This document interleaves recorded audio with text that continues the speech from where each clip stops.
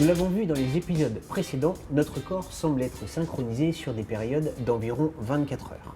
Pourtant, il existe de grandes fonctions de notre corps qui semblent être cadencées sur des fréquences plus ou moins importantes. Tu confirmes ça, Quentin ?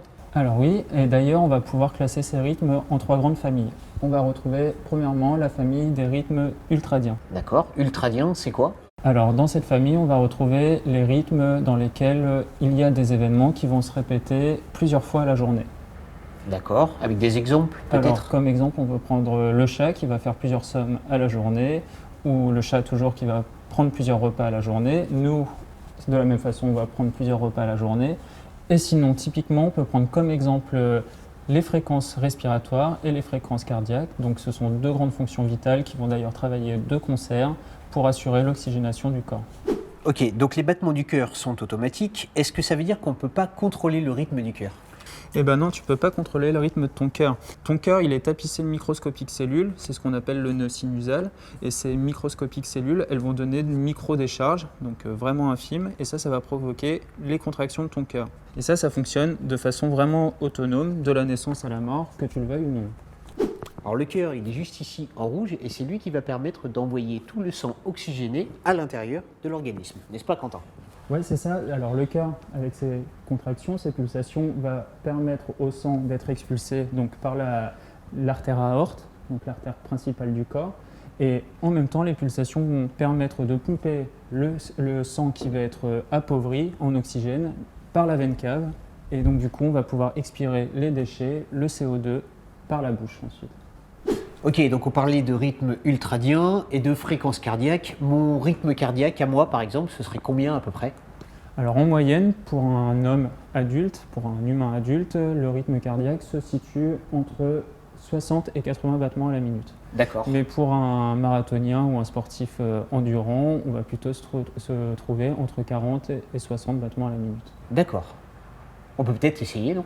Eh bien oui, regarde, là on a une application qui va nous permettre de mesurer tes pulsations cardiaques, ton rythme cardiaque. Et donc on a un stéthoscope ici qui est branché, je te laisse le manipuler. Ok, et on va donc voir comme si chez le médecin, on y va. Voilà, on va voir si tu te trouves dans la fourchette des 60-80 battements par minute.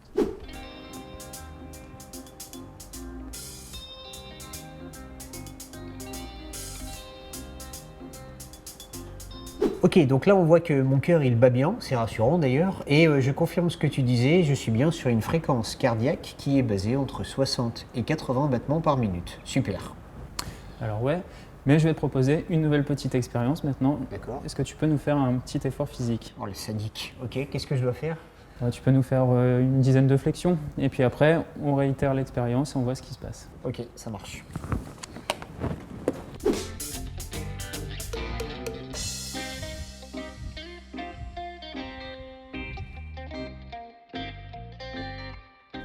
Bon alors, qu'est-ce que ça donne ? Ok, donc là on a passé la barre des 100 battements par minute. Je sens que je suis un peu plus essoufflé, puis quand je pose le stéthoscope sur mon cœur, je sens bien que ça tape un peu plus Ça fort. tape un peu plus fort. Alors, Et plus vite surtout. qu'est-ce qui se passe au niveau de la respiration ? Je suis un peu essoufflé. Tu es un peu essoufflé.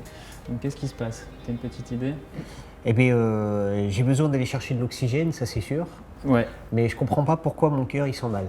Alors, du coup, vu que tu demandes beaucoup plus d'efforts à ton corps, les cellules de ton corps, de tes muscles vont demander davantage d'oxygène. Et donc, pour apporter davantage d'oxygène à ces cellules, il va falloir accélérer à la fois le rythme, les fréquences respiratoires et le rythme cardiaque pour envoyer davantage d'oxygène dans ton corps et dans tes cellules. Je comprends bien pourquoi je suis essoufflé, d'accord, mais je comprends pas pourquoi mon cœur a besoin de mettre plus de fréquences cardiaques. Alors, tu as fait un effort physique. Tu vas libérer de l'adrénaline. Alors pourquoi tu libères de l'adrénaline ? Parce que toutes les cellules de ton corps, surtout celles de tes muscles, vont demander davantage d'oxygène. Et donc du coup, pour apporter davantage d'oxygène en cette période d'effort, il va falloir que tu accélères la fréquence de tes respirations et que tu accélères la fréquence de ton rythme cardiaque pour envoyer davantage d'oxygène à tes cellules et aussi pour pouvoir pomper davantage les déchets, le CO2 qu'il y a dans ton organisme. D'accord. Alors là, on vient de voir la famille de rythmes ultradiens, mais il existe d'autres familles de rythmes biologiques, c'est ce qu'on va voir ensemble. Ok, Quentin, tu peux nous donner une autre famille de rythmes biologiques ? Alors on va pouvoir parler maintenant de la famille des rythmes infradiens. Alors qu'est-ce que ça peut être d'après toi, infradien? Alors infradien, infradien, je sais pas, ce qui se passe à l'intérieur du corps, encore une fois, non, je sais pas. Alors non, tout à l'heure on parlait des événements qui revenaient plusieurs fois à la journée. Donc D'accord. là on va plutôt être à l'inverse, on va être sur des événements qui vont intervenir au-delà d'une journée, donc des choses qui vont se répéter de façon hebdomadaire, mensuelle, annuelle, saisonnière. Donc on peut prendre l'exemple des rythmes saisonniers, de certaines migrations d'animaux. D'accord. Et par exemple, on peut prendre le régime alimentaire de certains animaux. Ouais.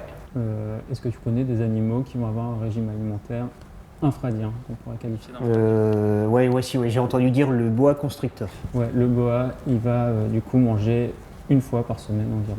Donc il a D'accord. un régime qu'on peut qualifier d'infradien. Et sinon, on peut prendre l'exemple des cycles féminins chez les femelles mammifères. Donc ces cycles vont permettre, soit en cas de fécondation, de loger un embryon, un œuf dans l'utérus, ou s'il n'y a pas fécondation, il va y avoir une période menstruelle qui va être là pour préparer le terrain pour un nouveau cycle. Tu parlais des femelles mammifères, mais chez les êtres humains, bien sûr, c'est valable. Hein.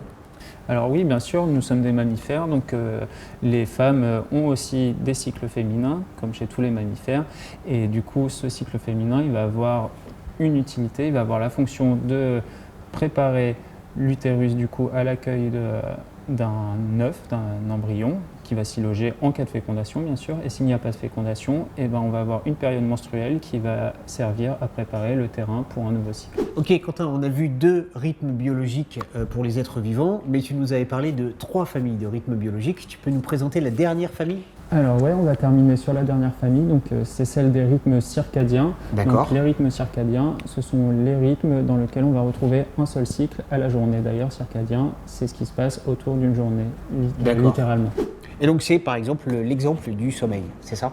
Alors ouais, le sommeil est le plus bel exemple de rythme circadien parce qu'en une journée, si on a un sommeil stable, normalement, on dort une seule fois à la journée et on a une phase d'éveil à la journée. Donc on va retrouver un cycle éveil-sommeil en 24 heures environ. D'accord. Sauf que ça, le sommeil, ce sera l'objet d'une autre vidéo qu'on retrouvera bientôt.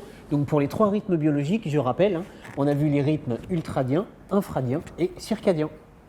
Ok Quentin, j'ai tout bien compris pour le sommeil. Avant de nous quitter, j'aimerais qu'on aille voir le panneau qui se trouve juste là-bas, puisqu'on a parlé de fréquence cardiaque, rythme de respiration, etc. Mais j'imagine que ces rythmes, en fonction des êtres vivants, ils ne sont pas les mêmes.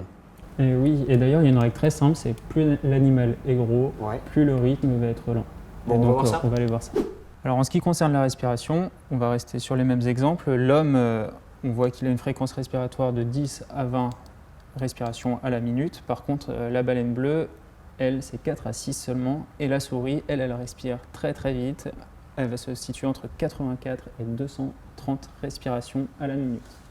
Ah oui, donc effectivement, quand même, la baleine bleue qui est très très grosse, 4 à 8 battements par minute en fréquence cardiaque, et la souris qui est très petite, elle, 5 à 600 battements par minute. C'est quand même hallucinant de voir les écarts qu'il y a.